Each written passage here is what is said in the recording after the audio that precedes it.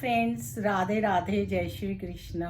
आप सबको मेरा प्यार भरा नमस्कार। स्वागत है आपका क्या कहते हैं आपके नंबर में। मैं आपकी अपनी एस्ट्रो न्यूमरोलॉजिस्ट ललिता टंडन। आज हम बात करेंगे हमारे सबसे बड़े प्लैनेट और सबसे शुभ प्लैनेट देव गुरु बृहस्पति अपना घर परिवर्तन करने लगे हैं गोचर में। और अभी वो मेष राशि में थे और अब वो जाएंगे वृषभ राशि में। तो यहाँ पर वो किस तरह की हमको देंगे चीजें, या कह सकते हैं आप हमारे लिए कितना शुभ होगा, क्या क्या अच्छे राशियों पर परिणाम आएंगे, उस पर हम चर्चा कर रहे हैं।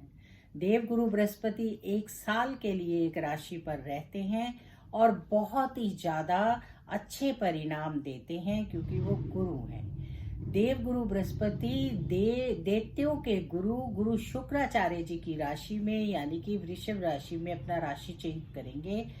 गुरु गुरु के घर में जाएंगे। तो आप जानते ही हैं कि गुरु हमेशा अपने शिष्यों पर, भक्तों पर, सब पर अच्छी कृपा करते हैं। तो यहाँ पर हमारी चर्चा चल रही है 12 राशियों पर में। उनमें से इस वीडियो में हम बात करेंगे सिंह राशि पर, यानी कि सिंह राशि पर देवगुरु बृहस्पति का कैसा रहेगा ये राशि परिवर्तन, उस पर हम आपको बताएंगे। 1 साल का समय आपका 1 मई से लेकर 2024 14 मई 2025 तक गुरुदेव यहाँ रहेंगे और किस तरह की आपको देंगे चीजें, उस पर हम चर्चा करें। उससे पहले आप सब मेरा YouTube channel astrologer Lalita Tandon like कीजिए, सब्सक्राइब कीजिए और बेल आइकॉन को दबाइए। काल पुरुष की कुंडली देखें तो 5वीं राशि जो है सिंह राशि मानी जाती है, सूर्य की राशि है। और यहाँ पर देवगुरु बृहस्पति इनके 10वें घर में यानी सूर्य के घर में, पिता के ही घर में बैठेंगे, व्यापार के ही घर में बैठेंगे। तो किस तरह की स्थितियां आने वाली हैं। यहाँ से देवगुरु बृहस्पति जहाँ बैठते हैं उससे ज्यादा अच्छा वहां करते हैं जहां उनकी दृष्टियां पड़ती हैं। तो यहाँ पर अगर उनके एस्पेक्ट्स देखें तो पड़ रहे हैं 6ठे घर में 5वीं दृष्टि, 8वें घर में 7वीं दृष्टि और 9वें घर में 10वीं दृष्टि, क्योंकि उनकी 3 दृष्टियां होती हैं, 5वीं, 7वीं और 9वीं। और तीनों ही दृष्टियां बहुत शुभ और बहुत कारगर होती हैं। अगर सिंह राशि में देखें तो आय के भाव में 2nd घर में 5वीं दृष्टि पड़ रही है, 4th भाव में यानी माता के घर में, सुख भाव में, लाभ भाव में जो है हमारी पड़ रही है 7वीं दृष्टि। 9वीं दृष्टि देखें तो ये पड़ रही है 6ठे घर में, 6ठे घर में इनकी 9वीं दृष्टि पड़ रही है। और अगर हम गोचर में देखें तो 6ठे घर में इस टाइम केतु विराजमान है। और जो केतु हैं वो माने जाते हैं देवगुरु बृहस्पति के चेले। और जब देवगुरु बृहस्पति की दृष्टि केतु पर पड़ती है तो केतु के दुष्परिणाम आने बंद हो जाते हैं और वो अच्छे परिणाम देते हैं, क्योंकि केतु जो होता है वो देवगुरु बृहस्पति की आज्ञा के अंदर रहकर चलता है। तो यहाँ पर आप लोगों के लिए समय बहुत ही अच्छा है, क्योंकि आय के भाव में आपके दृष्टि होगी तो आपके बैंक बैलेंस बढ़ेंगे, आपके आय के साधन बढ़ेंगे, परिवार में अच्छे सहयोग मिलेंगे, घर परिवार में मांगलिक कार्य होंगे क्योंकि ये परिवार का भी घर होता है। कुटुंबियों से आपके अच्छे रिश्ते नाते होंगे।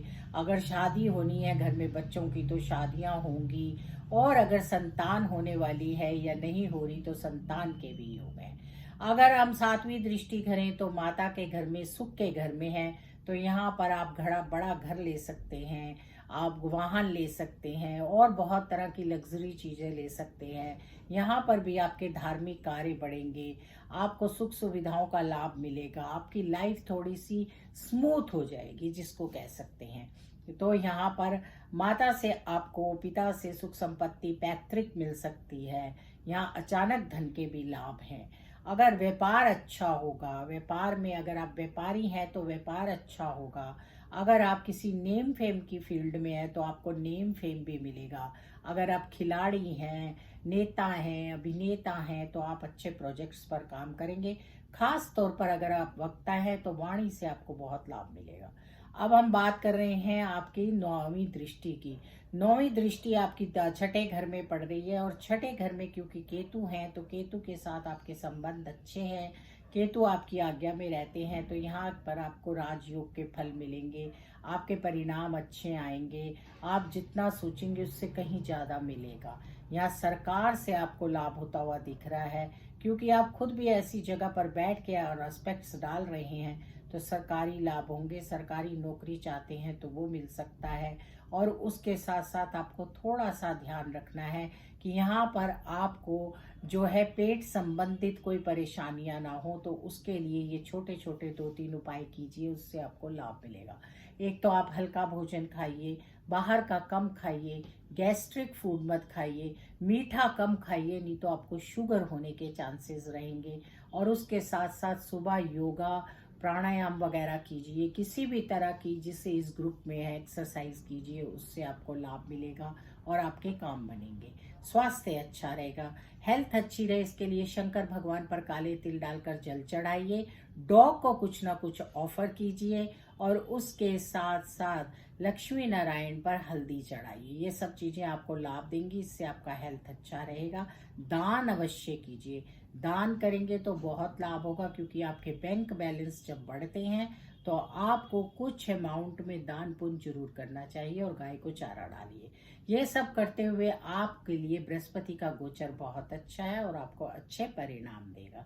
राधे राधे, जय श्री कृष्णा। फिर मिलेंगे नई वीडियो में, तब तक के लिए आप सबको मेरा प्यार भरा नमस्कार।